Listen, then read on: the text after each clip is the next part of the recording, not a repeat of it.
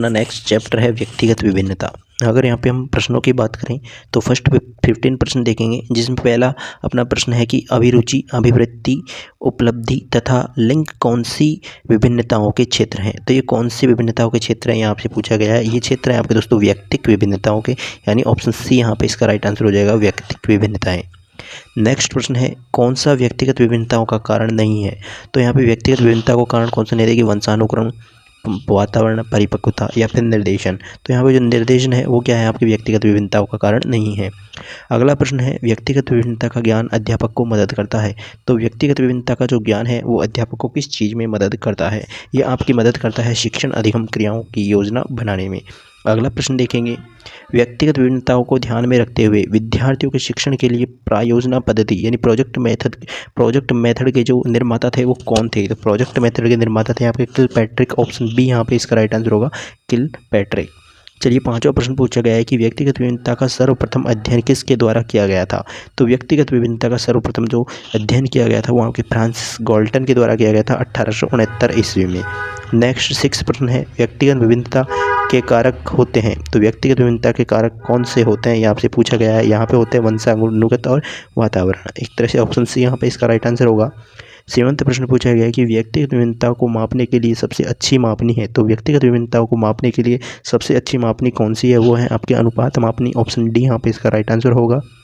8वां प्रश्न है अधिगमकर्ता व्यक्तिगत विभिन्नताएं प्रदर्शित करते हैं, अतः शिक्षक को क्या करनी चाहिए। देखिए अधिगमकर्ता क्या है कि व्यक्तिगत विभिन्नताएं प्रदर्शित करते हैं, तो शिक्षक को भी क्या करना चाहिए कि विविध अधिगम अनुभव उपलब्धियों को उपलब्ध करवाना चाहिए। विविध अधिगम अनुभव उपलब्धियों को कराने चाहिए। 9वां प्रश्न यहाँ पे पूछा गया है कि व्यक्तिगत विभिन्नता के आधार पर शिक्षा देने हेतु निम्नलिखित में से कौन सा विकल्प उपयुक्त है। तो 9वें प्रश्न में आपसे पूछा गया है कि व्यक्तिगत विभिन्नता के आधार पर शिक्षा देने हेतु इनमें से कौन सा विकल्प है जो कि उपयुक्त है। यहाँ पे देखिए बुद्धि के स्तर के आधार पर बालकों की कक्षा का विभाजन, बिल्कुल गलत।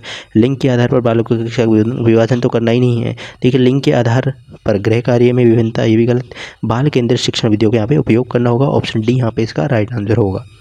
10वां प्रश्न पूछा गया है कि निम्नलिखित में से कौन सा विकल्प उपलब्धि में व्यक्तिगत विभिन्नता का प्रतीक नहीं है। तो यहाँ पे क्या पूछा गया है, उपलब्धि में व्यक्तिगत विभिन्नता का प्रतीक कौन सा नहीं है। ऑप्शंस देखेंगे, पूर्व अनुभव में विभिन्नता, लिंग में विभिन्नता, रुचियों में विभिन्नता या फिर पूर्व निर्देशन में विभिन्नता। तो यहाँ पे 10वें का राइट आंसर होगा यहाँ पे लिंग में विभिन्नता। आगे 11वां प्रश्न है कि व्यक्तिगत विभिन्नताओं के संबंध में निम्नलिखित में से कौन सा कथन सही है। तो व्यक्तिगत विभिन्नताओं के जो संबंध में यहाँ पे कौन सा कथन है जो कि सही है। तो यहाँ पे देखिए यदि विद्यार्थियों का बुद्धि स्तर समान है तब भी उपलब्धि में विभिन्नताएं हो सकती है, ये यहाँ पे इसका एकदम करेक्ट होगा। सभी बालकों में कुछ समानताएं नहीं होती, गलत, समानताएं तो होती हैं।